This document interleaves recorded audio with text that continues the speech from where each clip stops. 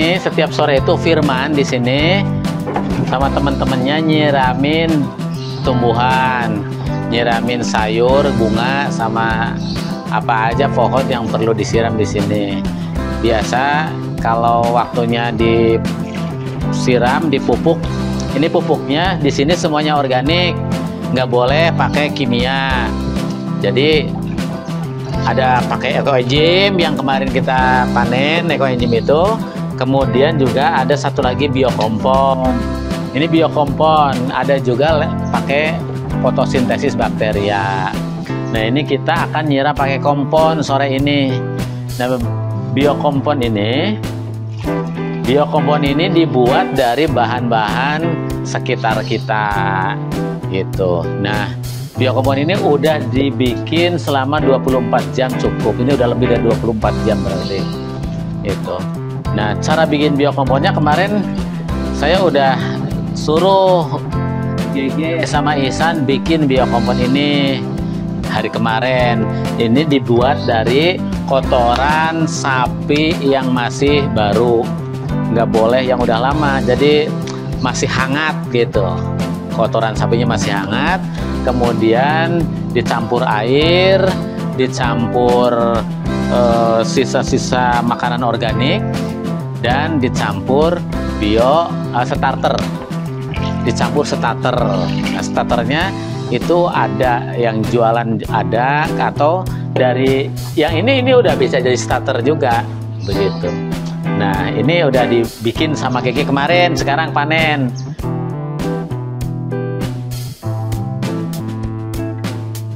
Assalamualaikum warahmatullahi wabarakatuh. Ya, teman-teman semua, perkenalkan nama saya Gin Ginanjar. Sore hari ini kita akan memperbarui salah satu pupuk cair yang sudah digalakan sebelumnya untuk pembuatan biokompon. Nah, si biokompon ini sendiri merupakan larutan mikroba aktif yang dapat atau fungsinya itu sebagai pengurai hayati.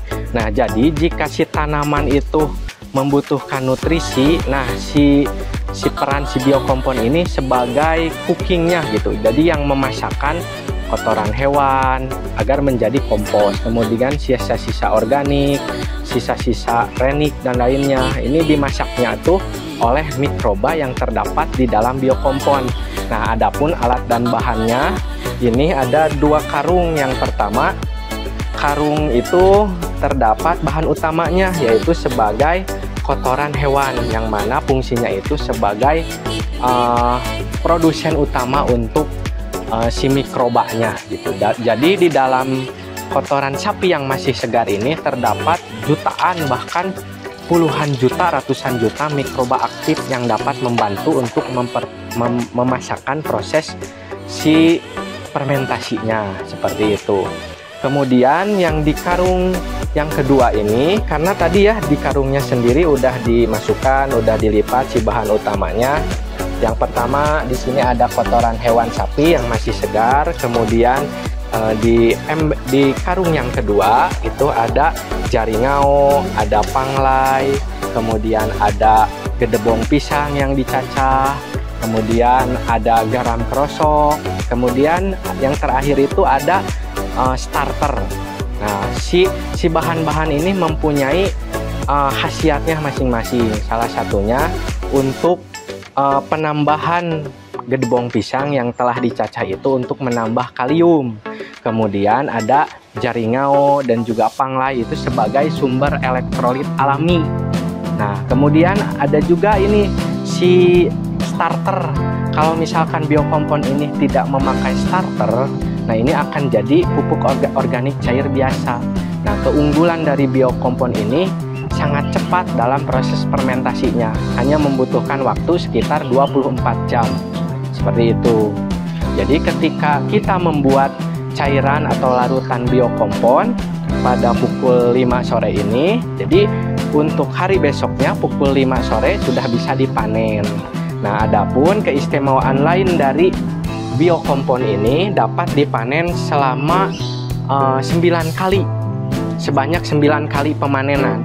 Jadi kalau misalkan ini sudah dibuat, kita masukin, ayo Bang Ihsan kita masukin. Ini yang pertama ada kotoran hewan sapi.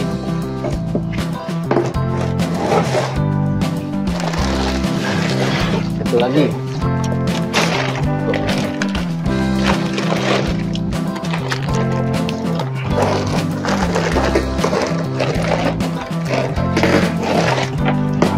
Ini kita sudah masukkan ya, kemudian dicampur dengan air dan juga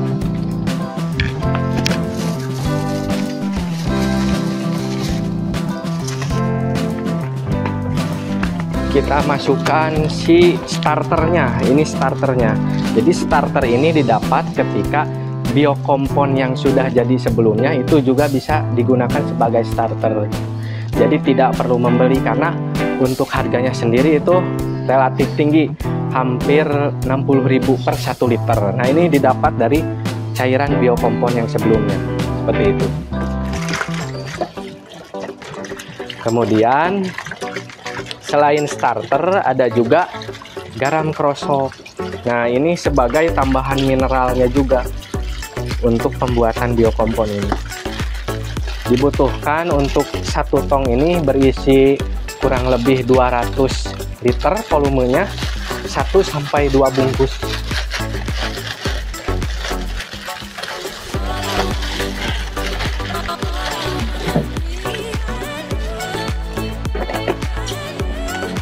Nah, kita balik lagi ya untuk membahas keistimewaan yang lain dari biokompon ini. Jadi si biokompon ini dapat dipanen selama atau sebanyak 9 kali. Nah, ketika ini sudah jadi difermentasi selama 24 jam, besoknya sudah bisa digunakan. Nah, ketika si cairannya itu kita sisakan 1/3 dari tongnya, kemudian isi kembali air sampai penuh dan difermentasi lagi, ditunggu lagi selama 24 jam. Kemudian besoknya sudah bisa digunakan kembali. Tuh. Nah, adapun manfaat lain dari penggunaan biokompon ini itu sangat bagus untuk mempercepat proses pertumbuhan tanaman. Jadi nutrisinya itu sangat kompleks gitu, dengan bahan-bahan yang tadi sudah dicampurkan, sudah dimasukkan ke dalam karung. Nah, kenapa sih kita masukkan ke dalam karung? Jadi si pembuatan biokompon ini kita menggunakan sistem teh celup gitu. Kenapa teh celup? Jadi agar memudahkan dalam proses pemanenan. Kalau misalkan kita tidak memasukkannya ke dalam karung atau tidak menggunakan sistem teh celup, nanti akan mengambang si kotoran sapinya dan juga bahan-bahan yang lain di tong ini. Nanti akan menyulitkan ketika proses pemanenan. Kalau kata Sunda mah nanti buyatak ngarambang di luhur, geleh gitu. Nah, untuk meminimalisir hal tersebut, kita menggunakan sistem teh celup gitu. Terus cirinya ketika si biokompon ini sudah berkurang, gimana? Jadi ketika sudah sebanyak 9 kali pemanenan, jadi si airnya itu akan jernih gitu, kepekatannya berkurang gitu. Nah, adapun kalau di ini ya, maksudnya bisa dikatakan produk turunan ataupun pengembangan dari biokompon ini, kita dapat ditambahkan juga bahan-bahan yang lain. Misalkan nih, si biokompon ini sudah jadi, udah difermentasi selama 24 jam. Kemudian nanti dipanen nih airnya, sisakan 1/3. Dipanen airnya, kemudian masukkan ke tong yang selanjutnya. Nah, bisa dimasukkan bahan-bahan yang lain, salah satunya itu bisa menggunakan tanaman kersen, mulai dari batang, daun, bunga, buah, itu masukkan. Sama sistemnya itu teh celup. Nah, fungsi dari kersen sendiri itu untuk mempercepat proses pembungaan atau pembuahan pada tanaman buah. Seperti itu. Jadi si biokompon ini kan yang originalnya. Kalau dari varian rasa ya katakanlah yang originalnya ya, yang tong kedua tadi itu yang ditambahkan tanaman kersen gitu. Kenapa sih harus tanaman kersen? Karena tanaman kersen itu tanaman yang tidak mengenal musim dalam berbuah. Kemudian bisa juga nih untuk tong yang ketiga atau tong selanjutnya ditambahkan dengan rebung. Nah, untuk mempercepat proses pertumbuhan tanaman, kenapa sih harus rebung? Ya kan rebung sendiri itu untuk pertumbuhannya sangat cepat. Jadi kita ambil zat-zat yang terdapat dalam rebung ataupun yang tadi yang terdapat dalam kersen untuk mempercepat proses pembungaan dan pertumbuhan tanaman. Kemudian si biokompon ini yang terakhir bisa juga sebagai pestisida nabati. Nah, kalau yang tadi 2 ember yang selanjutnya itu ditambah kersen dan juga rebung. Nah, ember yang ketiga ini atau tong yang ketiga ini bisa ditambahkan buah bernu, kemudian brotowali, kemudian samiloto. Jadi yang fungsinya tanaman tersebut baunya menyengat, kemudian mengandung zat untuk penghalau si hama. Jadi sebagai pestisida nabati seperti itu. Sama prosesnya. Jadi yang ketiga tong selanjutnya, tong yang tadi itu difermentasi selama 24 jam. Gitu. Jadi keistimewaan biokompon ini sangat banyak, apalagi waktu untuk fermentasinya itu sangat singkat, selama 24 jam. Dan rekan-rekan semua, untuk biokompon ini sudah dipraktekkan di sekolah-sekolah itu, yang mana dalam program tak panen di Balai Atika seperti itu. Nah, untuk proses aplikasi biokompon ini sendiri, pengaplikasiannya yaitu bisa 1:5.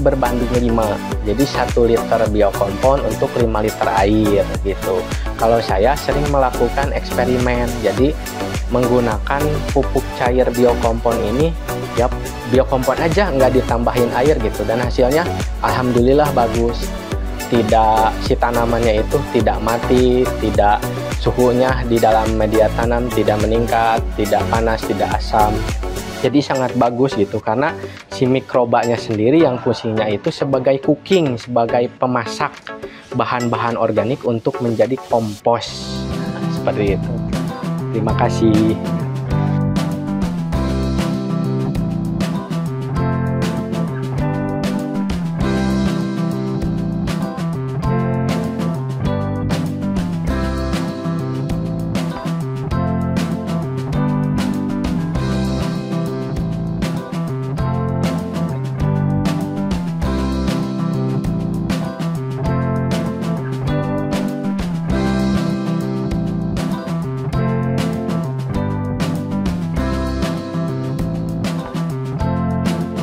Jadi rekan-rekan, kalau misalkan ini si bahan utamanya itu hanya terdapat kotoran sapi, kemudian garam krosok sama starter, apakah bisa kita membuat biokompon? Bisa. Jadi kalau misalkan tidak ada jaringau, panglai, dan juga si gedebong pisang tadi, itu kita masih dapat membuat biokompon. Bahan dasar yang utamanya itu ada kotoran sapi, kemudian ada garam krosok, dan juga starter, seperti itu. Kemarin sudah dilakukan oleh GG di sini sama Ihsan. Nah, hari ini selama 24 jam kan udah bisa dipanen untuk nyiram. Nah, ini sekarang lagi dipanen dan akan disiramkan oleh Firman ke sayuran. Ini lagi dipanen dulu, nanti ditampung di sini. Setelah ditampung di sini, nanti dimasukin ke gempor. Nah, nanti dimasukin ke sini dengan takaran airnya yang sesuai. Jadi kalau takaran airnya segini nih, yang nyiramnya segini, airnya penuh, cukup segini nih. Biokomponnya campur air, baru disiramin. Jadi kalau ini sih enggak, kalau sampai mati kayak kemarin ekoenzim. Kalau ekoenzim kebanyakan pasti mati, kalau ini enggak, cuman boros begitu ya. Betul Pak GG, master saya sini Pak ya. Nah, ini yang ngajarin saya di sini sama Kang Rijal.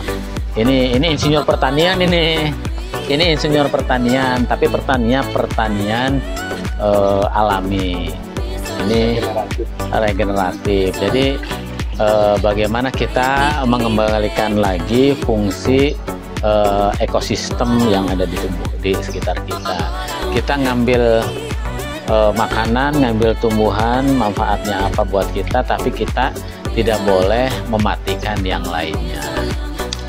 Kalau pakai kimia, nanti cacingnya pada mati. Mikroorganisme yang dalam tanah itu nanti mati. Nanti predatornya hilang. Jadi kita mengembalikan semuanya sesuai dengan fungsinya masing-masing. Begitu ya Pak? Ya, direkondisi. Rekondisi. Kembalikan lagi. Jadi tanah-tanah yang sudah kena bahan-bahan kimia itu bisa kita kembalikan fungsi, tapi memang waktunya lama ya Pak ya. Ini yang kayak gini ini kita sudah ajarkan di sekolah-sekolah. Jadi sayuran, tumbuhannya ada di sekolah sama anak-anak kita harus disiram pakai ini. Tidak boleh ada kimia masuk ke sekolah. Sekolah-sekolah harus menjadi lingkungan belajar yang baik, menjadi lingkungan kehidupan yang baik untuk seluruh makhluk yang hidup di bumi ini. Harmoni seisi bumi. Oke Man, siramin Man. Sok, ayo nyiram. Mana? Do, ya nyiram Do. Takarannya. Sok di itu takar.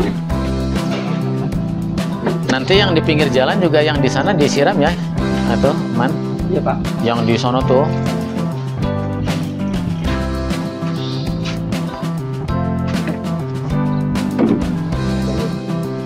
Jadi kapasitas si gembor itu 5 liter, untuk pembandingan nyiramnya sendiri itu 1 berbanding 1 liter biokompon untuk 5 liter air. Seperti itu. Kalau misalkan mau biokomponnya full semua, nggak ada air, nggak apa-apa. Tidak ada efek samping karena ini dibuatnya dengan bahan-bahan alami. Dan kenapa sih ini menggunakan kotoran sapi yang masih segar?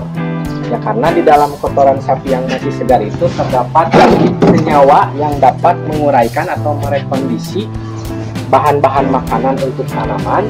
Kalau saya menyebutnya sebagai cooking untuk tanaman itu sendiri. Nah, yang memasakkannya itu yaitu bakteri yang ada di dalam biokompon. Yang masih hangat. Ya, yang masih hangat. Kenapa perlu kotoran sapi yang masih hangat? Yaitu kalau misalkan ada usus sapi, kemudian dalaman sapi, rumen dan lain sebagainya mau dimasukin itu bisa bagus. Karena bahan itu jadi nutrisinya ya. Ya, bahan utamanya itu kotoran sapi yang masih segar.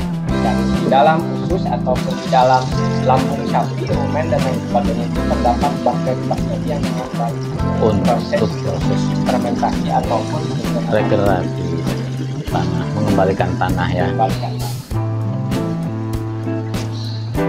Ini insinyur, saya percaya. Insinyur pertanian. Dulunya kan Kang Rijal. Ya, ini dapat dari Rijal. Kalau biokompon ini dari Kang Wayan juga ya. Ya, dari Kang Wayan. Dari Kang Wayan. Itu ya Pak, kalau di perkuliahan itu sangat jarang sekali untuk praktek. Praktek kayak gini. Jadi ini nggak didapat dari bangku kuliah? Enggak.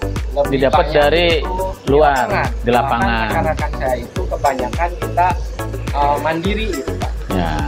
Kalau misalkan kita inilah pentingnya belajar ke lingkungan. Ini kadang-kala sekolah-sekolah kita itu ya, baik di sekolah formal begitu. Ayo sini, jangan sampai tumpah. Baik di sekolah formal seperti di SD, SMP maupun di perguruan tinggi, kadang-kala hal-hal yang out of the box itu nggak ada. Jadi diterima di luar apa? Di luar perkuliahan. Nah, GG ini matang sebagai ahli pertanian itu juga bukan dari perkuliahan, matangnya diolah di luar, di lapangan, dia cocok-cocokan, dia punya teori di lapangan seperti apa dan terus berkembang seperti itu. Yang lebih hebat lagi itu ada Kang Rijal, dia bukan insinyur pertanian, tapi sangat menguasai yang seperti itu. Karena apa? Mau belajar. Belajarnya di mana? Bukan di kelas-kelas, tapi di semesta ini, di lingkungan ini. Karena apa? Sesungguhnya lingkungan ini adalah kelas sesungguhnya, semesta ini adalah ruang belajar yang sejati.